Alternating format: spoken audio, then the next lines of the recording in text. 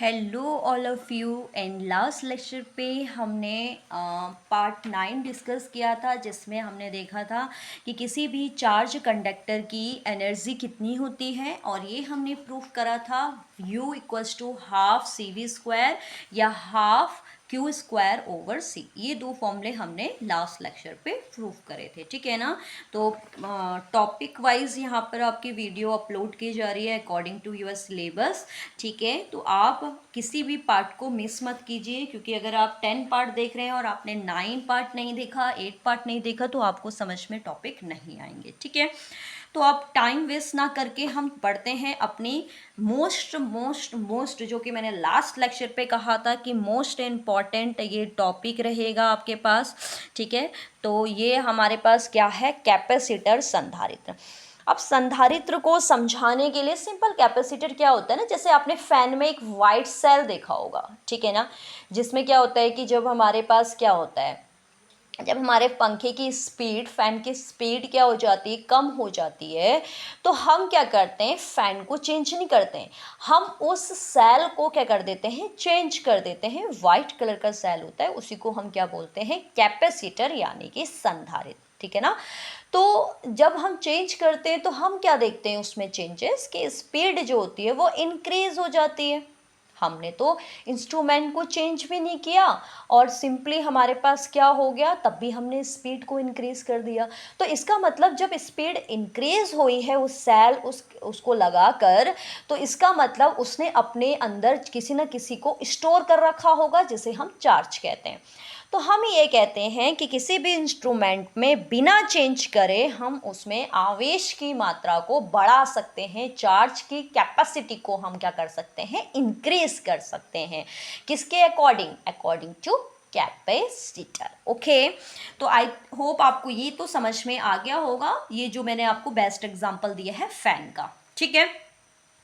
तो अब हम क्या करते हैं, यहाँ पर हम देखेंगे तो हम यहाँ पर एक प्रॉपर डेफिनेशन देखेंगे। तो प्रॉपर डेफिनेशन, क्योंकि अगर हम ये फैन वैन ये लिख के आएंगे तो हमें तो मार्क्स मिलने नहीं है, ठीक है। ये तो हमारे सिर्फ क्या होता है कि हम टॉपिक को किस तरीके से अंडरस्टैंड कर सकते हो। देखो, अंडरस्टैंड करने के लिए आप कोई भी एग्जाम्पल ले सकते हो, बट वो कनेक्टेड होना चाहिए। और साइंस को मैं बार बार यही बोलती हूँ आप लोगों से कि साइंस को हमेशा एग्जाम्पल के अकॉर्डिंग पढ़ो। रटोगे तो बेटा कभी समझ में नहीं आएगी। रटने के लिए नहीं होती है पढ़ाई, समझने के लिए होती है, ठीक है। तो यहाँ पर हम देखते हैं डेफिनेशन क्या है। और capacitor is a pair of two conductors of any shape which are close to each other and have equal and opposite charges. जो आपका कैपेसिटर होता है वो बेसिकली क्या होता है, टू कंडक्टर्स होते हैं, किसी भी शेप के हो सकते हैं, बट क्या होते हैं, क्लोज टू ईच अदर होते हैं, और इक्वल और अपोजिट चार्ज को ये यहाँ पर क्या करते हैं, शो करते हैं। क्लियर है। इसके बाद देख सकते हैं संधारित्र एक ऐसा समायोजन है जिसमें किसी चालक के आकार में परिवर्तन किए बिना, यानी कि आप फैन को चेंज नहीं कर रहे हो, फैन का आकार छोटा नहीं कर रहे हो जब स्पीड कम हो रही है, आप क्या कर रहे हो, उसमें आवेश की मात्रा को संचित यानी कि स्टोर कर सकते हो, ठीक है। नेक्स्ट आता है कैपेसिटेंस ऑफ अ कैपेसिटर। तो अब हमारे पास कैपेसिटर की जो धारिता होगी वो क्या होगी, ठीक है, संधारित्र की धारिता, ठीक है, हिंदी में इसको बोलेंगे। तो क्या होती है धारिता, ये तो जो पीछे बेसिकली हमने कैपेसिटेंस पढ़ रखा है वही सेम फॉर्मूला यहाँ पर भी अप्लाई होता है कैपेसिटर के लिए। क्या होगा, C equals to Q over V, यानी कि जो संधारित्र की धारिता होती है यानी कैपेसिटेंस होता है वो इक्वल होता है the ratio of charge and potential. आवेश और विभव के या विभवांतर के दोनों के क्या होता है, ये आवेश के क्या होता है या अनुपात के क्या होता है, बराबर होता है, ठीक है। अब इसके बाद हमारे पास ये आपके आए हुए हैं, इसलिए मैं इसको डिस्कस करा रही, थोड़ा थियोरेटिकल पार्ट है ये। Factor affecting the capacitance of a capacitor. Capacitor के कैपेसिटेंस को कौन कौन से फैक्टर इफेक्ट करते हैं, ठीक है। तो पहले इनको समझने से पहले ना हम कैपेसिटर को ही पढ़ लेते हैं। कैपेसिटर मैंने क्या बताया, देखो कैपेसिटर बेसिकली टू आपकी क्या होती हैं, प्लेट्स होती हैं। क्लियर हो गया इतना। इस प्लेट्स के बाद हम क्या करते हैं, इसको एक प्लेट को हम क्या करते हैं, कनेक्ट करते हैं किसी भी आउटर सोर्स से, और बी प्लेट को कनेक्ट कर देते हैं अर्थ से। ये अर्थ होता है, ये कोई आउटर सोर्स होता है, इलेक्ट्रिक सोर्स कह सकते हैं आप, ठीक है। तो सोर्स हो गया। ऐड करा। अब आपको पता है जैसे ही मैं ऐड करूंगी, यानी कि जैसे आपका मोबाइल है, मोबाइल का को चार्जर के हेल्प से आप ऐड करते हो तो इसमें चार्ज आना स्टार्ट होता है ना। तो कहने का मतलब है जैसे ही हमने इसे आउटर सोर्स से ऐड किया तो यहाँ पर पॉजिटिव चार्ज आपका क्या होगा, क्रिएट होना स्टार्ट हो जाएगा, मतलब यहाँ पर पॉजिटिव चार्ज आएगा। ठीक हो गया।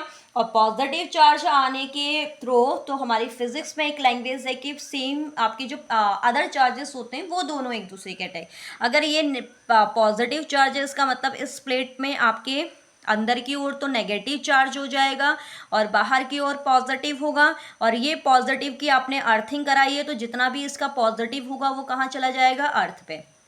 तो इससे हमें ये पता चलेगा कि जो प्लेट फर्स्ट है, यानी पूरा ये एक कैपेसिटर ही है, जो ये आपका कंप्लीटली पॉजिटिव होगा और ये कंप्लीटली क्या होगा, नेगेटिव। तो कुछ इस तरीके से होता है कैपेसिटर। ठीक है, हम एक को चार्ज देते हैं, दूसरी प्लेट में चार्ज क्रिएट होता है और उसको हम अर्थिंग करने पर उसका जितना भी आपका पॉजिटिव चार्ज होता है वो अर्थ पर चला जाता है। तो इससे हमारी एक प्लेट पॉजिटिव और एक प्लेट नेगेटिव हो जाती है। क्लियर है। तो इस टाइप को हम कहते हैं संधारित्र। ठीक, अब यहाँ पर इसको हमने क्या कहा कि इफेक्टिंग जो फैक्टर्स हैं, इन फैक्टर्स को देखेंगे हम। पहला कह रहा है on the area of the plate, in plates के एरिया पे किस तरीके से डिपेंड होगा। तो देखो प्लेट्स के एरिया की अगर मैं बात करूं तो सीधी बात है कि एरिया को अगर मैं इसका बढ़ा दूं, मतलब काफ़ी ज़्यादा आपका एरिया कर दूं, मतलब ये इसके एरिया को अगर मैं बढ़ा दूं, इसके ये जो भी आपकी प्लेट्स हैं, तो क्या होगा, एरिया जब बढ़ेगा तो हमारा कैपेसिटेंस भी क्या होने लगेगा, इंक्रीज होने लगेगा।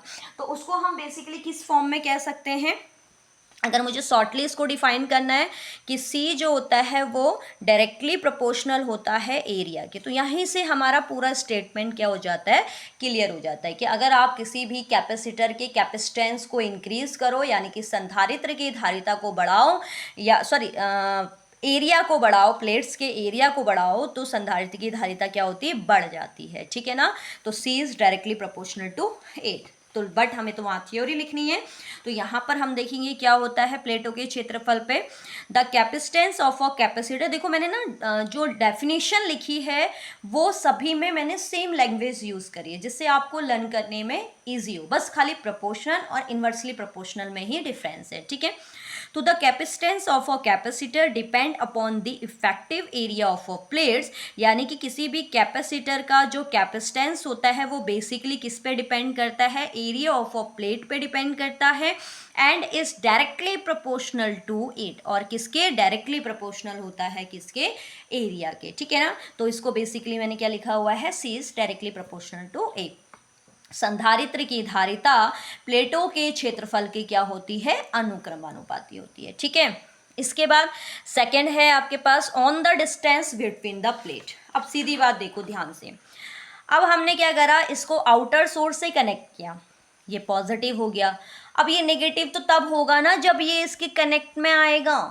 अगर मैं इन प्लेट्स को ही, सपोज इन प्लेट्स को ही बहुत दूर दूर कर दूं, तो यहाँ पर तो वो रूल फिजिक्स का फॉलो ही नहीं हो पाएगा, नहीं हो पाएगा ना। जो कंडक्शन का रूल है, इंडक्शन का रूल है, वो तो यहाँ पर अप्लाई नहीं हो पाएगा, इलेक्ट्रिक इंडक्शन, क्योंकि इलेक्ट्रिक इंडक्शन के थ्रू ही अगर आपके पास कोई पॉजिटिव है तो उसके पास वाला नेगेटिव होता है अकॉर्डिंग टू इलेक्ट्रिक इंडक्शन। तो जब मैं प्लेटों के बीच की दूरी बढ़ा दूंगी तो इतनी रेंज पे तो ये काम नहीं करेगा। तो बस सीधी बात है, जब हम डिस्टेंस को इंक्रीज कर रहे हैं तो कैपेसिटेंस क्या हो रहा है, डिक्रीज हो रहा है। तो जब एक इंक्रीज होता है और एक डिक्रीज होता है तो हमारा रूल क्या लगता है, C is inversely proportional to 1/d।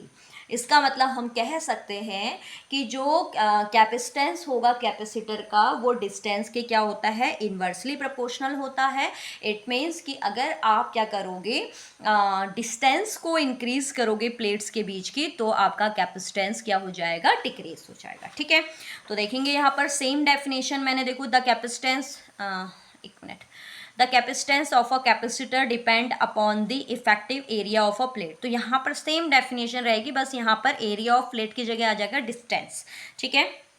तो the capacitance of a capacitor depend upon the distance between the plates and is inversely proportional to it. क्या होता है, उसके इन्वर्सली प्रोपोर्शनल होता है, यानी कि संधारित्र की धारिता प्लेटों के बीच की दूरी की क्या होती है, ऑलवेज व्युत्पन्न क्रमानुपाती होती है। ठीक है, इसके बाद है थर्ड आपके पास है on the medium between the plates. Between the plates मतलब बीच के मीडियम में। तो याद रखना हमेशा, अगर आपके पास कैपेसिटर है, इसके बीच में कोई भी डाइलेक्ट्रिक डाल दो। अब ये डाइलेक्ट्रिक क्या होता है, इस बात को ध्यान रखना। डाइलेक्ट्रिक होता है बीच, कोई भी आप जो स्पेस कवर कर रहा है, जैसे आप मोम यूज कर सकते हो, ठीक है, जिसे हम वैक्स बोलते हैं, या हम कोई भी एक लकड़ी का टुकड़ा यूज कर सकते हैं, गुटका यूज कर सकते हैं, उसके खाली स्पेस को आपका भरने के लिए। ठीक है, तो जैसे ही हम डाइलेक्ट्रिक डालते हैं तो ऑलवेज याद रखना कि कैपेसिटर की कैपेसिटेंस क्या हो जाती है, इंक्रीज हो जाती है संधारित्र की धारिता। तो यहाँ से हमें ये रूल पता चला कि सी भी क्या होगा, डायरेक्टली प्रोपोर्शनल होगा के यानी कि डाइलेक्ट्रिक के। तो क्या है, the capacitance of a capacitor depend upon the medium between the two plates and the increase for a dielectric medium, यानी कि डाइलेक्ट्रिक को इंक्रीज करने पर कैपेसिटेंस भी क्या हो जाता है, इंक्रीज हो जाता है। ठीक है, यहाँ पर स्पेस नहीं बचा था तो इसलिए मैंने हिंदी में आपकी डेफिनेशन नहीं लिखी, तो इसको सुन लेंगे। संधारित्र की धारिता जो होती है वो प्लेटों के बीच क्या होने पर, आपके पास परावैद्युत भरने पर क्या हो जाती है, बढ़ जाती है। या आप इसलिए भी ये भी बोल सकते हैं कि संधारित्र की धारिता परावैद्युतांक के क्या होती है, आपकी अनुक्रमानुपाती होती है। ठीक है, तो ये तीन आपने यलन रखने हैं। एरिया पे किस तरीके से डिपेंड होगी, एरिया के प्रोपोर्शनल होगी। डिस्टेंस पे किस तरीके से डिपेंड होगी, डिस्टेंस के इन्वर्सली प्रोपोर्शनल होगी। और डाइलेक्ट्रिक के कैसे डिपेंड करे, डाइलेक्ट्रिक पे कैसे डिपेंड करेगी, डाइलेक्ट्रिक के भी क्या होगी, प्रोपोर्शनल होगी। तो इस तरीके से हमने यहाँ पर कवर कर लिया क्या, कि factor affecting the capacitance of a capacitor, यानी कि संधारित्र की धारिता को प्रभावित करने वाले कारक क्या होते हैं, संधारित्र क्या होता है और संधारित्र की धारिता क्या होती है। ठीक है ना, तो आई होप आपको ये सारे समझ में आए होंगे। अगर आपको ये टॉपिक्स समझ में अच्छे से आ रहे हैं तो वीडियोस को ज़्यादा से ज़्यादा लाइक कीजिए, शेयर कीजिए और सब्सक्राइब कीजिए। ओके, तो मिलेंगे नेक्स्ट लेक्चर में, नेक्स्ट पार्ट 11 में, किसके साथ, जो कि आपका, इसके तो सारे ही टॉपिक इंपॉर्टेंट है, इस बात का ध्यान रखना कैपेसिटर के, क्योंकि न्यूमेरिकल बनेगा या फिगर क्वेश्चंस बनेंगे या इसके आपके क्या बनेंगे, जो इससे रिलेटेड टॉपिक्स हैं, जो कि 3 से 4 डेरिवेशन है। ओके, तो नेक्स्ट लेक्चर पे हम क्या करेंगे, आपके पैरेलल प्लेट कैपेसिटर का कैपेसिटेंस फाइंड करने की कोशिश करेंगे। ठीक है, समांतर पट्ट संधारित्र की धारिता जो कि होती है C=ε0A/d। किस तरीके से आती है ये आपका क्या है, हम नेक्स्ट लेक्चर में देखेंगे। ओके।